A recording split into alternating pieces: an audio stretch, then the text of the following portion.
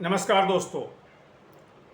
Hetero paternal super फेकंडेशन, फिर से बोलता हूँ, हेटेरो पैटर्नल सुपर फेकंडेशन।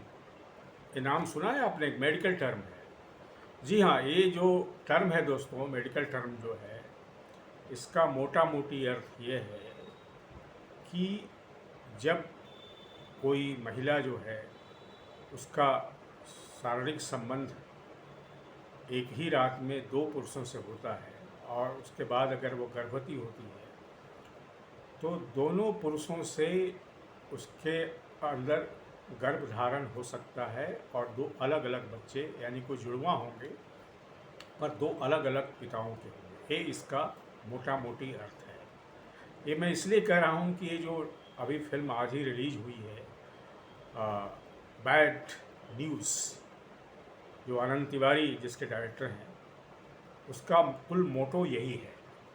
अब तक मुझे लगता है कि भारत में ऐसी फिल्म नहीं बनी है। अब ये भी मेडिकल टर्मिनोलॉजी भी लोग परिचित नहीं हैं, लेकिन जब आप देखेंगे इसको तो आपको पूरी बात समझ में आ जाएगी। वैसे ये फिल्म एक कॉमेडी है और कॉमेडी के रूप में तो अच्छी है।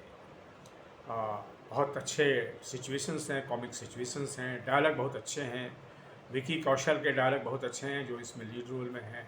एमी विर्क के डायरेक्टर हैं जो उसमें एमी विर्क के डायलॉग हैं जो इसमें बहुत अच्छे भूमिका है उनकी। लीड रोल भी कह सकते हैं, पर लीड रोल असल में अगर किसी का है तो तृप्ति डिमरी का है, जो इसमें वो महिला बनी है, जो वैसे तो बनना चाहती है शेफ़ और इंटरनेशनल अवार्ड लेना चाहती है, लेकिन शेफ़ का काम करते हुए कभी दिखते नहीं है सिवाय कुछ सीन के।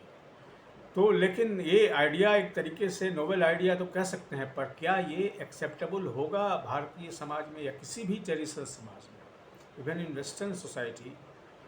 तो इसको लेकर के मैं इसलिए नहीं कह रहा हूँ, मैं इसके विरोध में नहीं हूँ, आप ये बात समझ लीजिए। मैं ये कह रहा हूँ कि ये एक ऐसा आइडिया है जिसको शायद दर्शक इसको पूरी तरह स्वीकार नहीं करेंगे, बावजूद इसके कि ये गुड कॉमेडी है, अच्छी कॉमेडी है, शुरू से अंत तक हंसने हंसाना ही है। जिसमें विकी कौशल ने एक पैसे पंजाबी लड़के का या युवा का किरदार निभाया है, जो एक होटल जिसका है पंजाबी ढाबा जैसा है, और वो तृप्ति डिमरी का जो कैरेक्टर है उस पर फिदा होता है और उसके बाद शादी हो जाती है दोनों की, पर उसके बाद झगड़े होने लगते हैं, तलाक भी हो जाता है। और तलाक के बाद वो फिर तृप्ति डिमरी का जो कैरेक्टर है वो मसूरी चली जाती है एक होटल में, और वहाँ एक एमी विर्क के साथ उसका अफेयर चलता है। तो ये पूरा है। तो दोस्तों इसमें जिसको कहते हैं कि कॉमेडी का मसाला तो भरपूर है, पर मुझे लगता है कि ये पारिवारिक फिल्म नहीं है। It is my opinion. मैं इसके बारे में ये नहीं कह रहा हूँ कि ये बुरी फिल्म है या क्या है।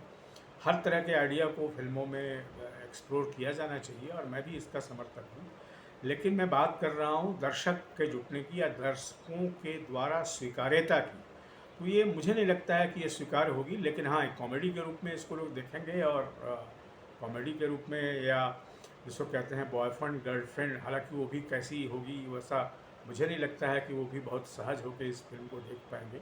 अभी मैं फिर से कह दूं कि मेरा वैल्यू जजमेंट नहीं है, मैं एक ऑब्जर्वेशन दे रहा हूं कि इस फिल्म के बारे में।